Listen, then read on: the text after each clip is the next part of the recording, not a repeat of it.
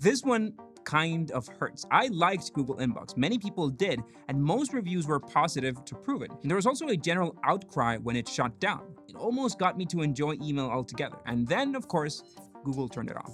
Back to square one, to traditional and boring email. And if you think the Gmail app is friendly enough these days, just know that it is largely thanks to Inbox. Features like snoozing messages, auto-generated bundles, or the somewhat creepy but helpful suggestions of smart replies were first implemented on the Inbox app, and somehow they felt more organic and fresher than they do now on Gmail. So let's remember yet another addition to Google's prolific list of deceased projects and companies. One that was good and ultimately got sacrificed to make Gmail what it is today. Welcome to Company Forensics. Reinventing the wheel. I guess there can only be so much innovation when it comes to email.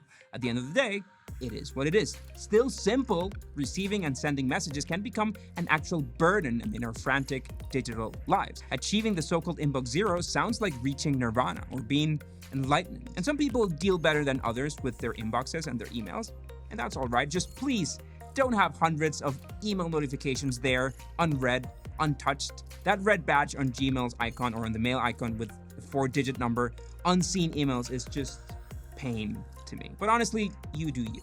The process of customizing and fine-tuning an email app to work for you and not against you is much more cumbersome than it should. It's a tricky mix of filters, labels, categories, stars, and rules that only the true warriors of productivity manage to tame. And at this point, we've succumbed to it and don't expect the wheel to be reinvented. But back in 2014, Google still found room for innovation and came up with Inbox. In 2004, they created Gmail, an email client that just swallowed all competitors and became the norm, maybe along with Outlook, but Outlook sucks. Gmail standardized the email experience for a decade, to the point where it started to feel stale and lifeless. So 10 years later, they set out to rethink it and came up with this new thing, Inbox. And it was good. A breath of fresh email. Inbox was its own standalone email service, independent from Gmail. It had its own mobile app and worked on the desktop too. At first sight, it was colorful but not annoying. The view of messages grouped in bundles was way more inviting than the overwhelmingly plain list of messages on Gmail's default view. Bundles were basically those categories that Gmail now gives by default, such as promotions, social updates, and so on. Inbox innovated with this smart grouping of emails, and it felt useful and intuitive back then. Maybe it was the charm of the first time seeing how machine learning organized our emails and therefore our lives. But Inbox also had a series of integrations with other Google tools like reminders and the ever-intrusive, ever-helpful Google Now. Those two Google projects morphed into Tasks and Google Assistant, respectively. This made it the go-to productivity app for many, as it seamlessly integrated email with reminders, billing, social, and more. And the app was immersed in the material design line of thought that Google also came up with that year. They created this design system to help developers and designers build more streamlined experiences with Google's ecosystem for Android, iOS, and for the web. Among other things, it made index cards pretty relevant and interactive in the user experience. So on top of categorizing your emails, Inbox would let you interact with them through a series of cards with relevant actions accessible at a glance. So for example, if you were a traveler, Inbox automatically compiled all travel-related communications and created interactive trip bundles. And these bundles presented an overview of your plans for upcoming and past trips through these cards. It would also organize invoices, just like this cool recurring product is trying to do lately. The magic of snooze. Besides the colorful and interactive design, Inbox was the first to bring the magic of snooze to emails. Well, maybe not the very first one.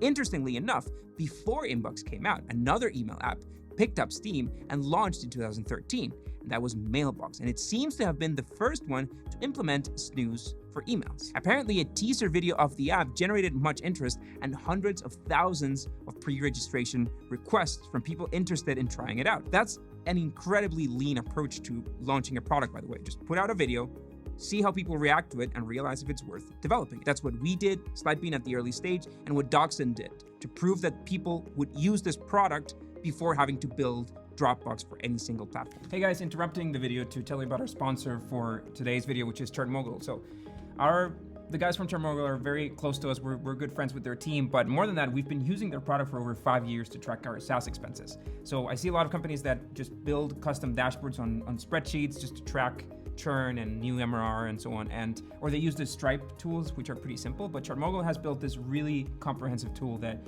gives you anything from a cohort analysis to the difference between net churn and customer churn. It lets you add additional data into the product so you can classify customers depending on where they came from. You can see conversion rate from trial. So it's a really comprehensive tool to track your SaaS expenses. And I think that if you run a SaaS business, it's pretty much hands down the tool to use. It's a real coincidence that we use them and that they also happen to sponsor this video. So you can check out ChartMogul and a special deal that they've prepared for the followers of this YouTube channel on chartmogul.com/Slidebean. And now back to the video. This story is also similar to how Superhuman has reimagined the email experience nowadays and created a much hype with its invite-only access. But not everybody's willing to pay $30 a month for an email. I am. If you've emailed me, you know that that's what I use. But the release of Mailbox was a success back then. Shortly, Dropbox acquired it for around $100 million, only to discontinue it couple of years later. But besides snoozing, Mailbox had other distinctive features that Google's inbox, suspiciously enough, also had, like the swipe gestures used to deal with emails on the app. A simple left swipe over an email would let you snooze it for later, and you could choose from preset snooze times or customize when you needed to deal with a specific email.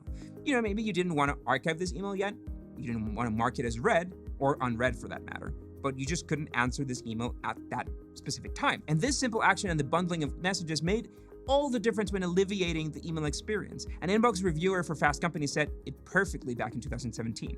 Once you adapt to this snooze-centric mentality, your inbox stops being so overwhelming. You never have a gigantic buildup of tasks to master. Instead, items appear little by little at appropriate times. And if you're ever too busy to process them all you have to do is hit snooze again. And then swiping an email to the right will let you archive it. And these swipes are also present in today's Gmail, although not the snooze one. To snooze an email, now you have to do a couple of taps or clicks, and it's not as natural as the swipe. Definitely not as exciting. No longer feels like a new approach to dealing with emails, but just another Gmail setting to tweak. Goodbye, cool email. So after 4 years of experimentation and delighting users, honestly, in late 2018, Google announced that it was shutting down Inbox. They didn't give many explanations and just said that they would focus more on improving Gmail for everyone, applying some of the lessons learned from Inbox. The notification that started showing up on the app was a slap in the face for users. This app will be going away in 15 days. You can find your favorite Inbox features on the Gmail app. And that was it. In April 2019, Inbox was turned off. Its army of devoted users was forced to go back to Gmail and learn how to hate email again. All right, maybe not hate it, but definitely go back to a more conventional and unexciting way of going about their email. And yes, Gmail has many of Inbox's features, but it's not the same. I won't get into the details of why, but if you had Inbox, you would probably agree. And if you didn't, well, I'm glad that Gmail has probably become better for you. Did you get a chance to use it? We'd love to see some nostalgia down in the comments. If you didn't use it, let us know how you cope with email today, or if you enjoy it or hate it. Thanks a lot for watching. Hit that subscribe button, don't forget about it, and we'll see you next week.